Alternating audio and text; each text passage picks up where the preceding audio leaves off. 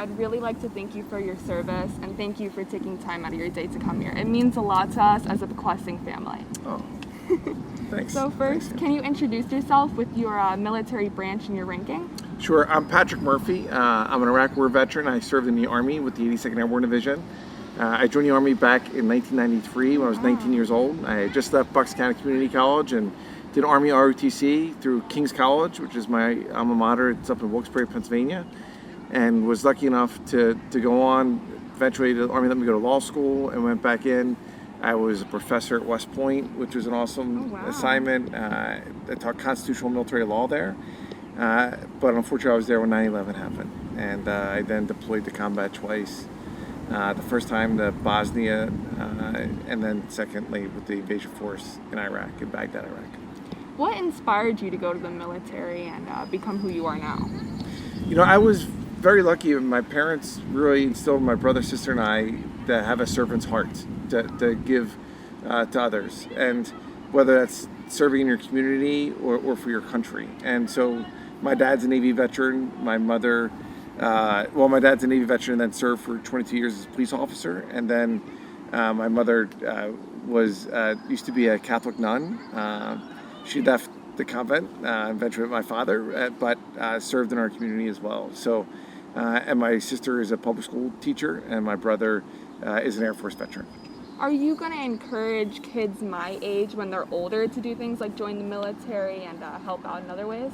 Yeah, you know, Sam, I think that's really important for all Americans, and especially young Americans, to give back and to give of themselves. And whether that is in your school, at your house, mentoring kids, there's a lot of different ways to serve. I chose the path first through the military, and then I went into political public service as a congressman, and I went back into the Pentagon as what's called the Undersecretary of the Army. But I'm a big believer in serving. And so whether it's after high school or college or law school or grad school, I think there's a lot of opportunities for folks to serve and give of their talents to other people. And again, whether that's local, across the country, or internationally. Now, would you say all of that giving back and being part of the Army and your service changed you as a person and shaped your character? Yeah, I do think I give my parents a lot of credit and the coaches and teachers that I had growing up.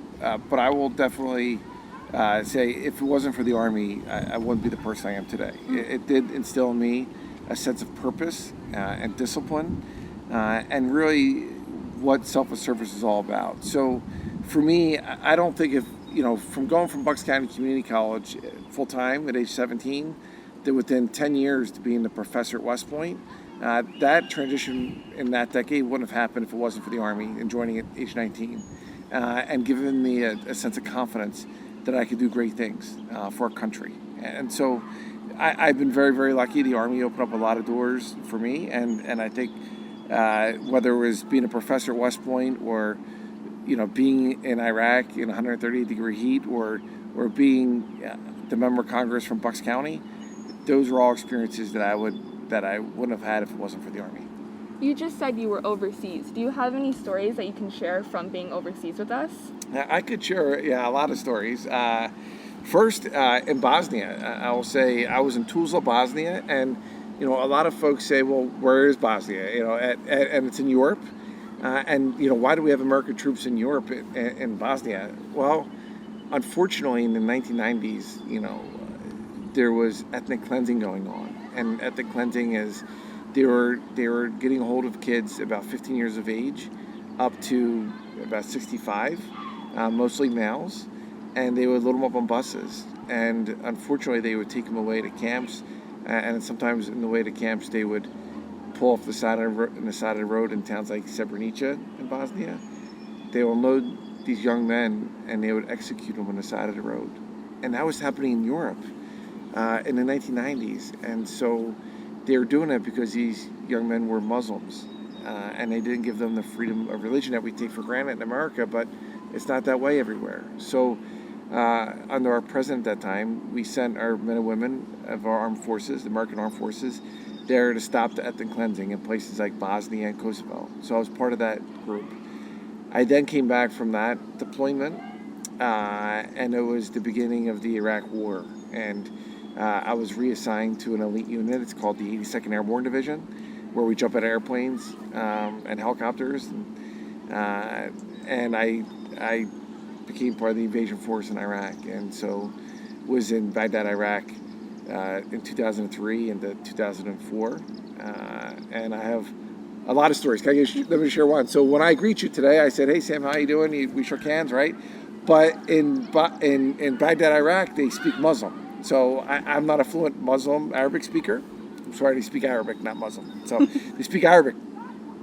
So when they greet you, they say Salam Alaikum. So can you say Salam Alaikum? Salam alaikum. I don't think I Salam could say Alaikum, and then you respond saying Alayka Salam. So I'll say Salam Alaikum, and then you say Alayka Salam. Alayka Salam. You ready? Salam Alaikum. Alayka salam. Alayka Salam. There you go. So that's greeting someone in Arabic. And again, that wasn't something that, living in Bucks County that you're used to doing, but that's how you speak in Arabic, and that's how you greet people. And so that was just a tremendous experience. And, living in the middle of Baghdad, Iraq, which is a city of over 5 million people, it's the size of New York City, was in an area, unfortunately, there was a lot of fighting and a lot of people in pain and violence, but I got to serve with some incredible people.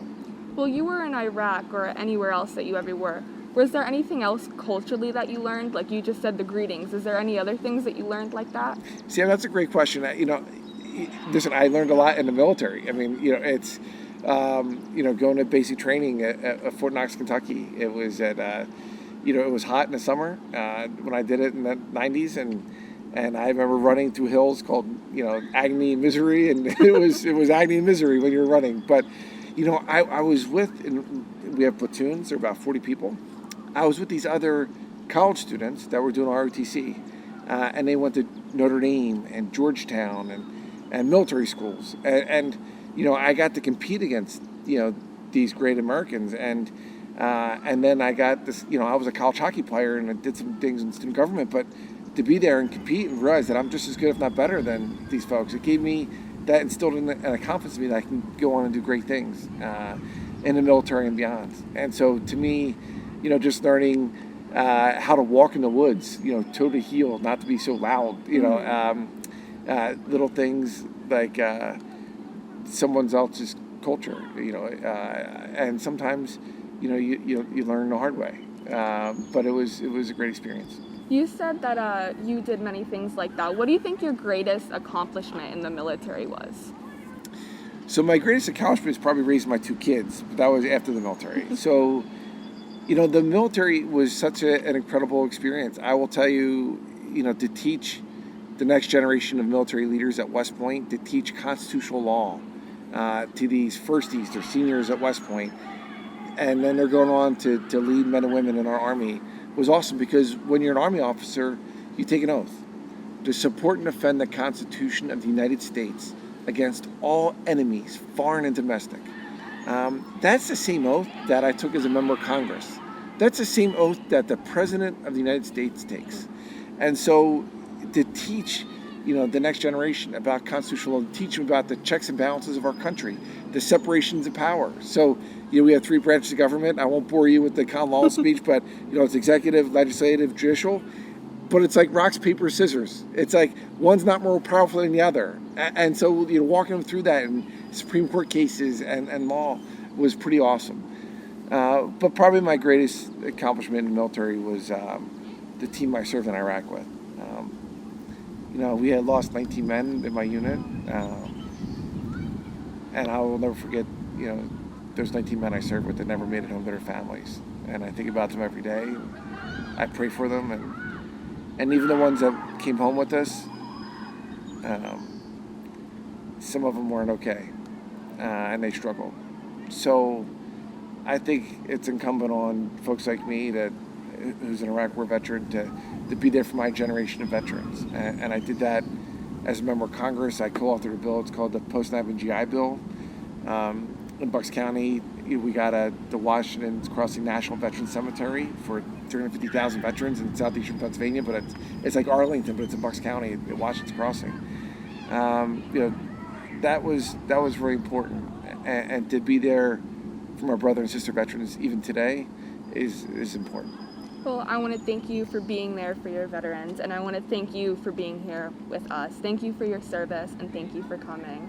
Thanks. It I means a lot appreciate to it. us. Thank you so much. Appreciate it.